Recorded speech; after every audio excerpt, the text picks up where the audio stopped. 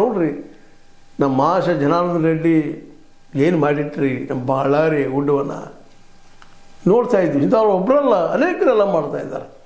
ಅಂಥವ್ರಿಗೆಲ್ಲ ಇವರು ಏನಪ್ಪ ಅಂದ್ರೆ ಕಣ್ಣು ಚುಚ್ಚುವಂಥವ್ರು ಈ ವ್ಯಕ್ತಿಗಳೆಲ್ಲ ಗಾಡಿಗಳು ಮತ್ತು ಪಶ್ಚಿಮ ವಿಷಯದ ಇನ್ನೂ ಹೋರಾಟಗಾರರು ಇವರೆಲ್ಲರ ಪರಿಶ್ರಮದಿಂದ ಇವತ್ತು ನಮ್ಮ ಇವತ್ತು ಶ್ರಮ ಆಗಿ ದುಡಿದ್ರಿಂದ ನಮಗೊಂದಿಷ್ಟು ಈ ಕಾಡುಗಳು ಉಳಿತಾ ಇದ್ದಾವೆ, ಇನ್ನೂ ಕಡಿಮೆ ಆಗ್ತಾ ಇದ್ದಾವ್ರಿ. ಒಂದು ವಿದ್ವತ್ತಿದ್ದಂಥ ಕೇರಳ ರಾಜ್ಯ ಅಲ್ಲಿ ಸಾಕಷ್ಟು ಭೂಮಿ ಕಾಡುಗಳನ್ನು ಕಳೆದು ಹೋಗಿದ್ಬಿಟ್ರು. ಕೆಲವೊಂದು ಊರು ಮಡಿ ಗಿಳಿ ಆದ ನೀವು ನೋಡಿದಿರಿ. ಇಲ್ಲೂ ಕರ್ನಾಟಕ ಆಯಿತು ಕೊಡಗ ಮತ್ತು ಈ ಒಂದು ಕೇರಳದ ಯಾವ ರೀತಿ ಗುಡ್ಡು ಕುಸಿದು ಹೋಗ್ತಾ ಇದ್ದಾವೆ ಅನ್ನೋದಕ್ಕೆ ಇವೆಲ್ಲ ಸಾಕ್ಷಿಗಳು.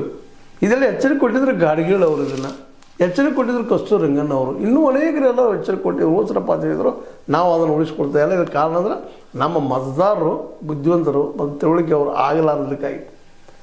ಭಾಳ ಬುದ್ಧಿವಂತರು ಹೋಟ್ ಹಾಕ್ಲಿಕ್ಕೆ ಬರೋದಿಲ್ಲ, ಅಷ್ಟಕ್ಕಷ್ಟೇ ಕಲ್ತವರು ನಮಗೆ 500 ಕೊಟ್ಟರೆ ಸಾಕಪ್ಪ 1000 ಕೊಟ್ಟರೆ ಸಾಕಪ್ಪ ಬರ್ತೀವಿ ಅಂತ ಹೇಳೋರು.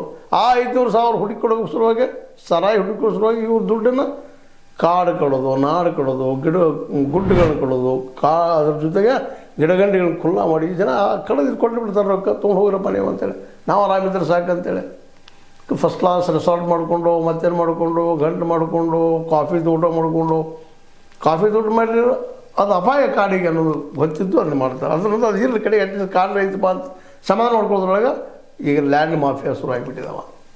ಇಂಥವ್ರೆಲ್ಲರಿಗೂ ವಿರೋಧವಾಗಿ ಕಂಡವರು ನಮ್ಮ ಇವರು. ನಮ್ಮ ಸರ್ಕಾರಗಳ ಸಹಿತ ಇವರು ವರದಿಗಳ ಪ್ರಕಾರ ನಡ್ಕೊಂಡಿಲ್ಲ ಅನ್ನೋದು ಅಷ್ಟೇ ಸತ್ಯ.